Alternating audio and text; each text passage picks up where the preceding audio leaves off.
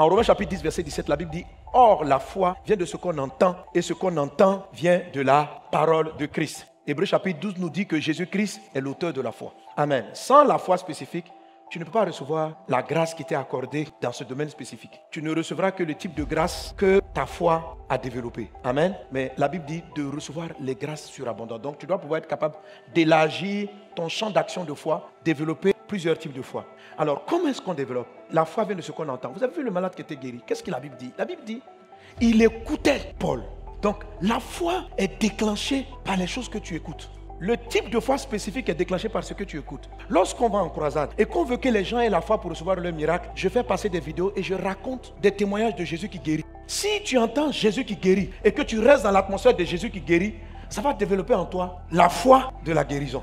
Amen. Si tu veux développer la foi pour te marier, il faut que tu écoutes Jésus parler du mariage. Pas que tu viennes à l'église et puis que tu écoutes et puis je vais me marier, c'est tout. Non, il faut que tu sois trempé parce que la foi naît des choses qu'on entend. Alors, les choses qu'on entend viennent agir sur l'espérance, l'assurance, la démonstration, l'imagination, la fermeté.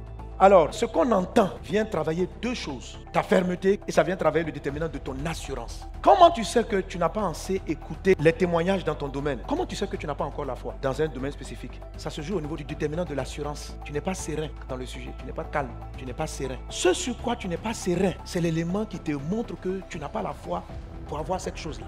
Quand tu penses à ton propriétaire qui va venir prendre le loyer, tu n'es pas serein. Non. C'est que tu n'as pas la foi, je t'assure. La grâce que Dieu t'envoie pour payer ton loyer, là, tu ne vas pas la recevoir. Parce que tu n'as pas la foi pour payer ton loyer. Comment tu sais que tu n'as pas la foi? Ton cœur commence à paniquer à l'approche de l'échéance. Donc, le manque de sérénité est une preuve, te démontre que tu n'as pas la foi spécifique dans ce domaine-là. Tous les sujets pour lesquels tu es en repos, c'est que tu as la foi pour ça. Ton enfant prend la drogue et tu es en train de prier pour lui. Tu veux qu'il revienne. Comment je sais que tu n'as pas la foi pour le ramener?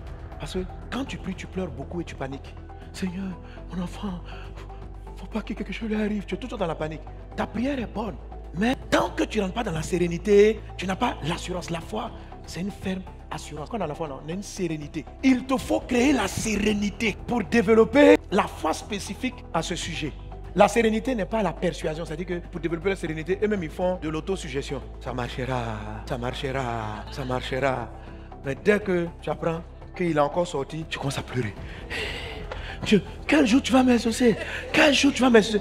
Tu n'es pas dans le repos en ce qui concerne ton enfant. Tu n'as pas la foi spécifique pour le sauver. Tu sais que tu n'as pas la foi spécifique pour devenir riche parce que quand tu penses aux ressources financières que tu dois recevoir, ton esprit va directement sur des gens.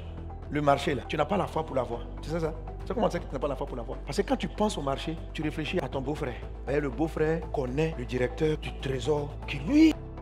Donc quand tu pries, tes yeux lorgnent du côté de ton beau-frère. Donc ça, c'est pas de l'assurance. C'est une forme d'autoconviction te disant que comme je connais quelqu'un, c'est pas la foi de Dieu. Ça, c'est la foi dans ton beau-frère. C'est pas la foi que Christ fabrique là. Non, non, non. Ça, c'est la foi dans le beau-frère. Ton oncle, peu importe la personne. Mais quand tu penses que tu vas être riche, parce qu'il y a quelqu'un qui va te donner un marché dans une entreprise, tu n'as pas la foi de Dieu. Tu as la foi parce que c'est ton nom qui signe les papiers. Ça là, c'est une foi de galère. Parce que le jour où on va l'enlever, le jour où ta boîte va fermer. Ça, c'est pas la richesse de Dieu. Il faut changer ça. Il faut te repentir. C'est-à-dire, le jour où on a nommé ton grand frère ministre, tu as esquissé un sourire. Tu dis, la galère est finie. Alléluia. Les marchés vont pleuvoir. Ça là, c'est pas la richesse qui vient de Dieu. Celle-là, ce n'est pas de la foi. Ce n'est pas de l'assurance. Ce sont des relations. Donc il y a des types d'assurances que vous avez qui ne sont pas les assurances de Christ, qui sont les assurances de vos relations, qui sont les assurances de vos connexions. Les assurances de vos connexions ne sont pas stables. La Bible dit malheur à celui qui met sa confiance en un homme. Ça entraîne des malheurs. Parce que lorsque ton oncle ne t'a pas reçu, quelqu'un m'a dit il faut prier. J'ai dit il faut te prier pourquoi? Il dit mais c'est mon frère même qui est le ministre. Il faut prier que Dieu incline son cœur. J'ai dit tu vois, tu n'as pas la foi pour avoir le poste. Parce que tu mets ta confiance. Oh le monsieur qui est là-bas, peut-être qu'il a un autre intérêt. Et il n'a pas intérêt à te placer là. Parce que c'est que si tu as ce poste-là, tu vas voir ce qu'il ne veut pas que tu vois. Et vous êtes trop proches. Et tu risques d'aller dire, c'est ton beau-frère. Mais au travail, tu veux qu'il te nomme son assistant. Mais si tu arrives là-bas, tu vas voir qu'il trompe ta soeur, ton beau-frère. Non, il ne veut pas que tu rentres. Toi, tu étais convaincu qu'il allait te mettre là-bas. Oh, lui, il ne veut pas. La Bible dit, malheur à celui qui met sa confiance en un homme. Faut pas... Les gens, ils ont des intérêts bizarres. Donc, tu ne sais pas ce que les gens cachent et pourquoi ils n'ont pas envie de te placer.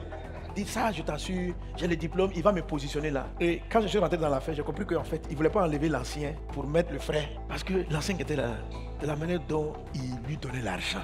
Donc, quand un ministre comme ça a trouvé, ou bien quelqu'un a trouvé, ces bons gars qui gèrent ces dossiers, frère, il n'a pas envie que toi, même si tu as le diplôme, même si vous êtes parenté, tu comprends? Donc, vous ne pouvez pas dire que vous allez être riche en mettant votre foi dans des hommes. Donc, si tu penses à quelqu'un quand on parle de la foi spécifique, c'est que ce n'est pas la foi. Tu as une assurance qui n'est pas la bonne assurance. Il faut commencer à rechercher et à écouter la parole de Dieu. Amen. Amen. Amen.